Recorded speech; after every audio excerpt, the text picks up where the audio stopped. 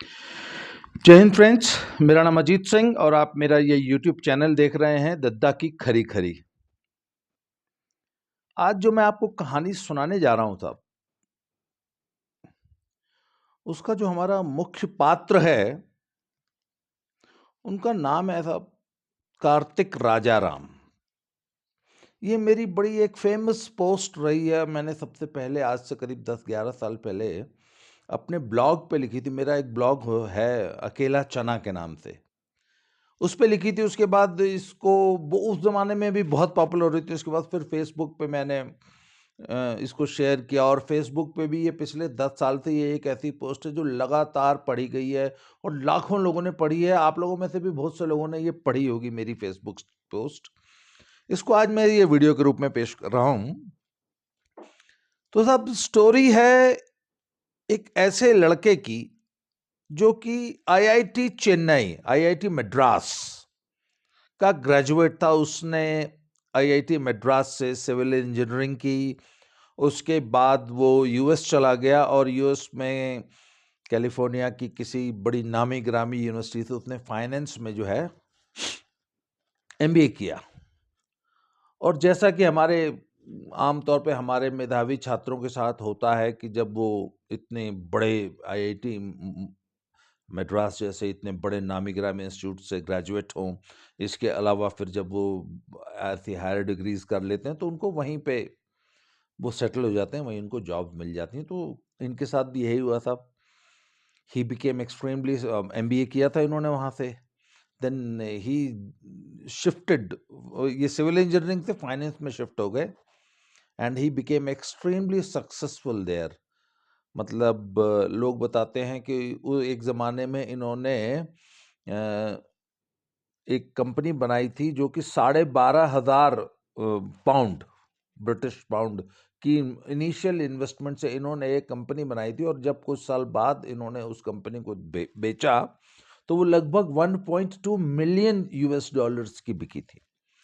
मतलब he was so successful in his life. इसके अलावा इन्होंने और बहुत सारी इन्वेस्टमेंट्स कर रखी थी और जिसमें कि जैसे बताते हैं कि इन्होंने एक घर खरीदा था जो कि शायद $2.5 लाख का था, पर जब उन्होंने बेचा तो वो 7,500, मतलब लगभग 0.75 मिलियन डॉलर्स का वो एक घर था इनका। इसके अलावा एक और घर था इन्होंने जो खरीदा था।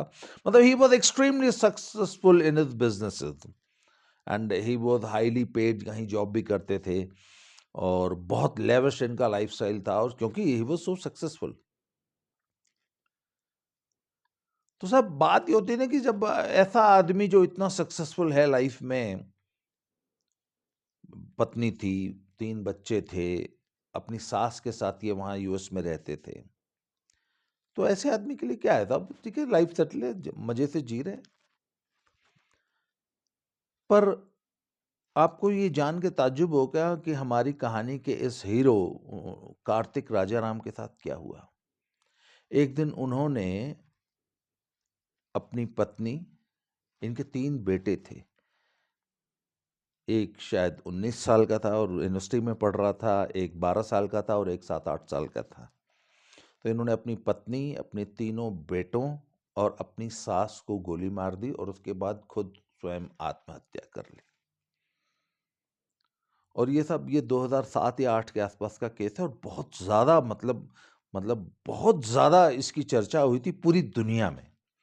क्योंकि एक तो अच्छा, अब आप, या सारी दुनिया ये आश्चर्यचकित थी कि एक आदमी जो इतना ब्रिलियंट है, इतना इंटेलिजेंट है। भाई हमारे यहाँ तो आईआईटी मद्रास में एडमिशन ले लेना ही एक बहुत बड़ी सफलता की निशानी होती है ना, हमारे देश में, हमारे समाज में। उसके बाद आप यूएस चले गए, वहाँ सेटल हो गए, वहाँ इतने करोड़ों अरबों रुपए की जो है आपकी नेटवर्थ हो गई।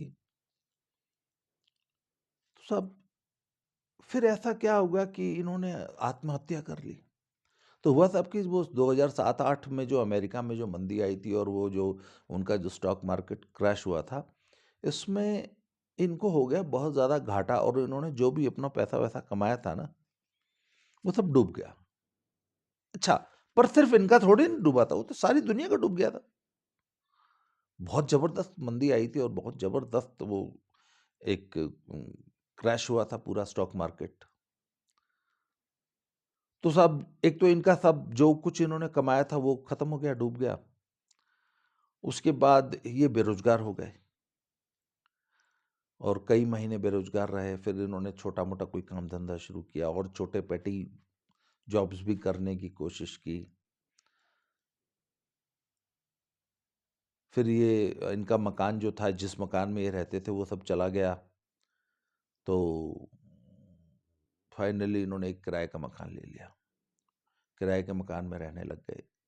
पर इसके बावजूद इनकी जो दिक्कतें थी, इनकी जो परेशानियाँ थी, इनकी जो आर्थिक तंगियाँ थी, वो ख़त्म नहीं हो रही थी। तो तब उसका उन्होंने सबसे सरल हल ये निकाला कि एक दिन जो है अपनी पत्नी, बच्चों और सास के साथ खुदकुशी कर ली, आत्महत्या कर ली। तो साहब इनकी आत्महत्या पे ना पूरी दुनिया में बहुत बहस छिड़ी और बहुत इस पे रिसर्च तक हुई कि आखिर इतना सफल आदमी और इतना इंटेलिजेंट आदमी, क्या बात है, क्यों आत्महत्या क्यों की? तो सब अमेरिकी समाज अपने हिसाब से, उनके अपने मापदंड है, उनका अपना सोचने का नजरिया है, उस हिसाब से वो सोचते हैं। पर हम जब हिंदुस्तानी नजरिए से इस चीज को देखते हैं, सोचते हैं, जब मैंने इस केस का एनालिसिस किया तो मैंने ये पाया, क्योंकि मैं अपने समाज में, अपने देश में ऐसे स्टूडेंट्स हैं जो ये आईआईटी चेन्नई जैसे स्टूडेंट्स, जो जैसे इंस्टीट्यूशंस में, इंजीनियरिंग कॉलेजेस में जब एडमिशन लेने वाले जो बच्चे होते हैं ना, इनका लाइफस्टाइल क्या होता है, ये जो पढ़ाकू किस्म के बच्चे होते हैं ना, बेहद इंटेलिजेंट बच्चे, इनका लाइफस्टाइल क्या होता है, ये कैसे समाज में जीते हैं, कैसे सोचते हैं। तो तब हमारे यहाँ का बच्चा तो बेचारा ट्यूशन और स्कूल की पढ़ाई, स्कूली पढ़ाई, ऐसी वो पढ़ाई जो कि सिर्फ और सिर्फ मार्क्स लेना, एग्जाम्स में ज़्यादा से ज़्यादा मार्क्स लेना सिखाती है, उसके बोझ तले दबे होते हैं। तो तब 8वीं क्लास से ही वो 12वीं क्लास की तैयारी करने लगता है, उस है ना, इंजीनियरिंग के एंट्रेंस एग्ज़ाम की तैयारी करने लगता है। उसकी ज़िंदगी का एक ही ध्येय होता है, सुबह उठना, स्कूल जाना, स्कूल से आते ही फिर कोचिंग, ट्यूशन, पढ़ाई, पढ़ाई, पढ़ाई, पढ़ाई, पढ़ाई, पढ़ाई, पढ़ाई। फिर साहब वो क्या करता है, जैसे उसका 12th का एग्ज़ाम होता है, अभी 12th के एग्ज़ाम से उसको सांस नहीं आई होती, तब तक वो जेईई आ जाता है, तब एंट्रेंस एग्ज़ाम आ जाता है। वो जैसे ही उसका वहाँ से रिजल्ट आता है, चलो जी अब इंजीनियरिंग कॉलेज में एडमिशन ले लो। एडमिशन ले लिया। अभी इंजीनियरिंग कॉलेज में बेचारा पढ़ ही रहा होता है, अभी लास्ट सेमेस्टर बाकी होता है, तब तक कंपनी आने लगती हैं साहब, चलो अपॉइंटमेंट हो गई साहब। अपॉइंटमेंट होते ही जो चलो जी एक बहुत मोटे पैकेज की नौकरी मिल गई, या आप और आगे पढ़ने, इसके केस में क्या हुआ, जैसे ये अमेरिका चला गया एमबीए करने के लिए और ज़्यादा पढ़ने के लिए। तो ज़िंदगी तो साहब पढ़ने पढ़ाने में बीत गई। अच्छा, ऐसे जो बेहद ब्रिलियंट स्टूडेंट्स होते हैं ना, इनके साथ एक और दिक्कत होती है जिंदगी में। हमेशा वो अपनी क्लास का टॉपर रहा, हमेशा उसने 95% प्लस जो है मार्क्स स्कोर किए। तो साहब उसने अपनी जिंदगी में ना कभी फेलियर तो देखा ही नहीं। He never failed in life. कभी जिंदगी में फेल नहीं हुआ, कभी अनसक्सेसफुल नहीं हुआ, कभी हारा नहीं अपनी शुरुआती जिंदगी में।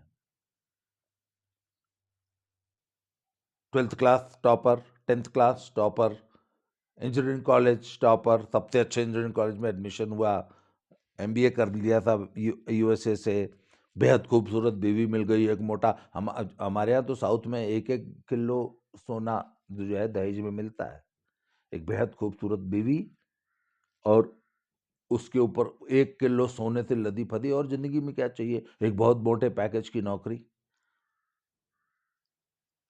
तो सब जिंदगी में सब कुछ अच्छा अच्छा अच्छा अच्छा अच्छा बहुत अच्छा ही हुआ चला जा रहा था।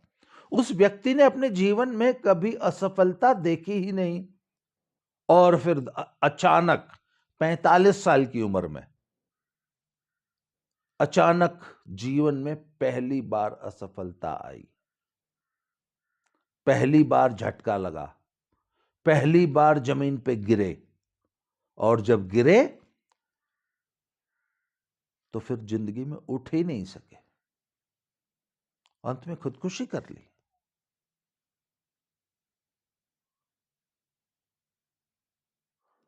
अच्छा, हम अपने बच्चों से as a counsellor, as a educator, as a teacher, मैं हमेशा अपने पेरेंट्स को एक बात बोलता हूँ कि अपने बच्चों को असफल होना सिखाइए, हारना सिखाइए, उनको असफलता चखने दीजिए। सब कुछ उनको सोने की थाली में चांदी के चम्मच से जीवन में सब कुछ परोसना बंद कीजिए। Let them struggle. अब आप कहेंगे साहब बच्चों को असफल होना कैसे सिखाएं? एक बच्चा जो पढ़ाई में बहुत अच्छा है, जो हमेशा टॉपर है, क्लास का टॉपर है, 100 में 100 नंबर ले रहा है, वो पढ़ाई में तो असफल होगा नहीं। पढ़ाई में असफल होने के लिए उसको फेल होना पड़ेगा। तो साहब असफलता सिखाने का जो सबसे अच्छा तरीका है वो है कॉम्पिटिटिव स्पोर्ट्स। अपने बच्चे को एकदम छोटी उम्र से ग्राउंड में भेजिए। जब वो मैदान में जाएगा ना कॉम्पिटिटिव स्पोर्ट्स में, तो रोज खेलेगा। पहले तो रोज घुटने फोड़वाएगा, उसको जिंदगी कितनी कठिन होती है ये समझ में आएगा जब वो बाकी बच्चों से उसको संघर्ष करना पड़ेगा, मैदान में खड़े होने के लिए स्ट्रगल करना पड़ेगा। उसके बाद जब वो खेलेगा तो रोज जीतेगा, रोज हारेगा, तो उसको एक बात समझ में आएगी कि नहीं नहीं, अगर आप हार जाते हैं तो इससे जीवन खत्म नहीं होता। हार जीत, सफलता असफलता, ये जीवन का अंग है। हार के ही आप जीतते हैं। सफलता की बहुत ऊंची इमारत, बहुत भव्य इमारत असफलता की नींव पे ही खड़ी होती है। असफलताएं झेल के जब आप सफल होते हैं तो आपकी सफलता की वो जो इमारत होती है ना, उसकी नींव असफलताओं ने बहुत मजबूत कर दी है। ठोकरें खा खा के आप बहुत मजबूत हो चुके होते हैं। तो मैंने कहा ना, अपने बच्चे को हारना सिखाइए और ग्रेसफुली हारना सिखाइए। हार को स्वीकार करना सिखाइए और यह समझाइए कि नहीं नहीं, हारना और असफल होना जीवन का एक पार्ट है। हम हार हार के ही जीतते हैं, हम असफल हो के ही सफल होते हैं। तब कार्तिक राजाराम की जिंदगी की सबसे बड़ी प्रॉब्लम ये रही कि वो जिंदगी में कभी असफल हुए ही नहीं, इसलिए उनको सफलता को हैंडल करना तो आता था। He knew how to handle success and he was extremely successful in his life, but he didn't know how to handle failure. असफलता से कैसे डील करना है, असफलता का मुकाबला कैसे करना है, एक बार गिर के वापस कैसे उठना है, कार्तिक राजाराम को किसी ने यह नहीं सिखाया था। जिंदगी उनको ये नहीं सिखा पाई कि गिर के कैसे उठना है। और जब वो बहुत ज्यादा, अच्छा दूसरी बात है, उन्होंने बड़ा मतलब विलासितापूर्ण जीवन जिया था ना अमेरिका में। तो जब वो बेरोजगार थे और जब वो बहुत ज्यादा आर्थिक तंगियों से गुजर रहे थे, तब भी जिस किराए के मकान में रहते थे वो 2800 स्क्वायर फुट का मकान था। हमारा हिंदुस्तान में था एक 3 BHK जो होता है ना, वो आमतौर पे 1300-1400 स्क्वायर फुट का होता है। मतलब 3 BHK के 2 फ्लैट्स के बराबर फ्लैट वो असफलता के दौर में, जब उनको बहुत ज्यादा पैसे की दिक्कत थी, तब भी वो इतने बड़े घर में किराए पे रह रहे थे। तब भी उनके घर के नीचे 2 बेहद महंगी लेक्सस और पता नहीं कौन सी गाड़ियां खड़ी थी। तो सब, उस आदमी ने जिंदगी में अभाव कभी देखा ही नहीं था। एक कमरे में बहुत कम संसाधनों में भी गुजारा किया जा सकता है, ये जिंदगी ने उसको सिखाया ही नहीं था। उसने जिंदगी में वो अनुभव ही नहीं किया था कि यार एक कमरे में, एक छोटे से घर में, बहुत कम पैसे में, बहुत कम संसाधनों में भी जीवन जिया जा सकता है और बड़ा अच्छा जीवन, बड़ा सुखपूर्वक जिया जा सकता है। उस दिन स्ट्रगल किया जा सकता है, कुछ दिन अपनी जरूरतें एकदम घटा के एकदम जीरो पे अपनी जरूरतें भी लाई जा सकती हैं। जैसे मैं हमेशा पेरेंट्स को कहता हूँ कि ठीक है, आपका आपका बच्चा हवाई जहाज से ट्रेवल करता है, आप सेकेंड एसी में, फर्स्ट एसी में उसको रेल में ट्रेवल कराते हैं, ठीक है, बहुत अच्छी बात है, आपके पास पैसे हैं, जरूर कराइए, पर उसको स्लीपर क्लास और जनरल क्लास का भी जिंदगी में अनुभव लेने दीजिए। इसलिए हम बच्चों को बोलते हैं, जब हम ना अपने यहाँ मनाली में यहाँ एडवेंचर कैंप्स लगाते हैं बच्चों के, तो उस दौरान हम बच्चों को बहुत ज़बरदस्त एडवेंचर एक्टिविटीज़ कराते हैं, रॉक क्लाइंबिंग कराते हैं। जो बच्चा अपने घर पे 100 मीटर भी पैदल नहीं चला अपना स्कूल बैग लेके, उसको हम 15-15 किलोमीटर पहाड़ पे चढ़ाते हैं। सारा दिन चलाते हैं उसको, रॉक क्लाइंबिंग कराते हैं उसको, रिवर क्रॉसिंग कराते हैं उसको हम, और दुनिया भर की एक्टिविटीज़, एडवेंचर एक्टिविटीज़ कराते हैं, जहाँ वो मतलब जितना मैंने, एक बच्चे ने कमेंट किया था कि सर जितना मैं पूरे 1 साल में पैदल नहीं चला था, उतना आज आपने मुझे पैदल चला दिया।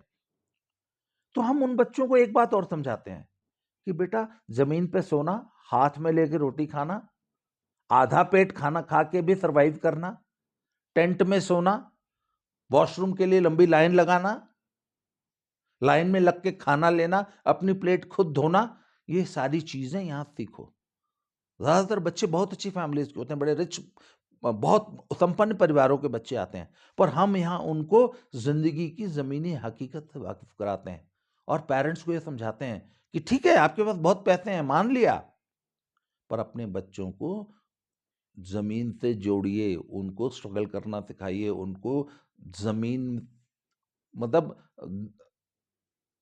विपरीत परिस्थितियों में कम से कम संसाधनों में, कम से कम पैसे में, कम से कम भोजन में सरवाइव करना सिखाइए। उनको सिखाइए कि एक कमरे में 6 लोग सो के भी सोना पड़ता है, गुजारा कर सकते हैं। जैसे हम अपने एडवेंचर कैंप में एक टेंट में 6 बच्चों को सुलाते हैं। लेट देम लर्न कि असली जिंदगी यही है। और आप चाहे जितने संपन्न हो, बुरा वक्त कभी भी आ सकता है, जैसा कार्तिक राजाराम और उसके बच्चों के जीवन में आया। और जैसे ही आया बुरा वक्त, वो परिवार टूट गया। एंड यू नो, उसने बकायदा 1 महीने तक अपने बच्चों के साथ, अपनी वाइफ के साथ, अपनी सास के साथ डिस्कस किया। उसने 2 सुसाइड नोट लिखे थे, एक पुलिस के लिए लिखा था और एक अपनी फैमिली और फ्रेंड्स के लिए लिखा था। उसमें वो लिखता है कि आई हैव डिस्कस्ड, मतलब ये मैंने जल्दीबाजी में कोई कदम नहीं उठाया है, हमने अपनी पूरी फैमिली में डिस्कस किया और पूरी फैमिली ने यूनानिमसली ये तय किया, ये पाया कि यही सर्वोत्तम तरीका है अपनी समस्याओं से छुटकारा पाने का। पूरी फैमिली इस बात से सहमत थी। उस पूरी फैमिली में एक भी व्यक्ति ऐसा नहीं था जिसने कहा कि अरे यार नहीं, क्या जरूरत है मरने की, हम संघर्ष करेंगे, हम अपने खर्चे घटाएंगे और हम 1-2 साल की मेहनत के बाद फिर से उठ खड़े होंगे। We are intelligent people, we are hard working people. But no, everybody surrendered, क्योंकि परिवार में किसी को भी संघर्ष करना सिखाया ही नहीं गया था। और जीवन में पहली बार विपत्ति आई, उसी में टूट गया परिवार। तो इस वीडियो के माध्यम से मैं पेरेंट्स से यही कहना चाहता हूं कि आप चाहे जितने संपन्न हैं, अपने बच्चों को अभाव में जीना प्लान करके सिखाइए। कम से कम में जीना सिखाइए, हारना सिखाइए, असफल होना सिखाइए और गिरना सिखाइए, गिर के बार बार उठना सिखाइए। कि 1000 बार गिरो, उनको यह बताइए कि जीवन में गलती करना गलत नहीं होता, हां गलतियों को रिपीट करना गलत होता है। जीवन में रोज एक नई गलती करो, गलती को रिपीट मत करो। एक बार जो गलती कर ली उससे सीखो, वो गलती दोबारा रिपीट नहीं होनी चाहिए, पर दोबारा कोशिश करो और नई गलतियां करो। जितना ज्यादा गलती करोगे, जितना ज्यादा गिरोगे, उतने मजबूत होगे। जितना ज्यादा गलतियां करोगे, जितने नए नए प्रयास करोगे, उतना ज्यादा जीवन में अनुभव आएगा। सब कार्तिक राजाराम की इस स्टोरी से हमें यही सबक मिलता है कि अपने बच्चों को स्ट्रगल करना, हारना सिखाइए। आज ये जो स्टोरी है, ये मेरी इस पुस्तक है। इस पुस्तक का नाम भी दद्दा की खरी खरी है। इनफैक्ट जो मैंने अपने इस यूट्यूब चैनल का जो नाम रखा है ना, वो इस पुस्तक के ऊपर ही रखा है। और इस पुस्तक में करीब 250 स्टोरीज हैं, ऐसी छोटी छोटी। जैसी स्टोरीज मैं आपको सुनाता हूँ, ऐसी ही 250 स्टोरीज हैं। इसकी कीमत 600 रुपये है और ये मेरी सारी जिंदगी के अनुभवों का निचोड़ है। आप इस पुस्तक को मुझसे मंगा सकते हैं, इसको पढ़ सकते हैं, अपने बच्चों को पढ़ने के लिए दीजिए। अच्छा, अगर आपको मुझे, अच्छा, कई लोगों को मैंने, ऐसे लोगों को ये बुक सजेस्ट की है दद्दा की खरी खरी, जो लोग थोड़ा सा लाइफ में डिप्रेस चल रहे थे। It's a people tell me that it's very motivating. ये बहुत ज़्यादा मोटिवेशन देने वाली बुक है और इसमें छोटी छोटी कहानियां हैं। आप इसको खोल के कहीं से भी पढ़ सकते हैं। तो आप इसको मंगा सकते हैं। इसके लिए आपको 600 रुपीज़ पेटीएम करना है मेरे फ़ोन नंबर पे, जो कि मेरा नंबर है 7889258317। आप इस पे 600 रुपये पेटीएम करके इसी नंबर पे मुझे अपना एड्रेस व्हाट्सएप कर दीजिए, पेमेंट डिटेल दे दीजिए। मैं ये पुस्तक आपको भेज दूंगा। ऐसी इसमें 250 कहानियाँ हैं, मोटिवेशनल स्टोरीज़। तो आज के लिए इतना ही था। बहुत बहुत धन्यवाद। अगले वीडियो में अगले ऐसे ही किसी एक मोटिवेशनल स्टोरी के साथ फिर से मिलते हैं। आज के लिए इतना ही। बहुत बहुत धन्यवाद। Thank you very much.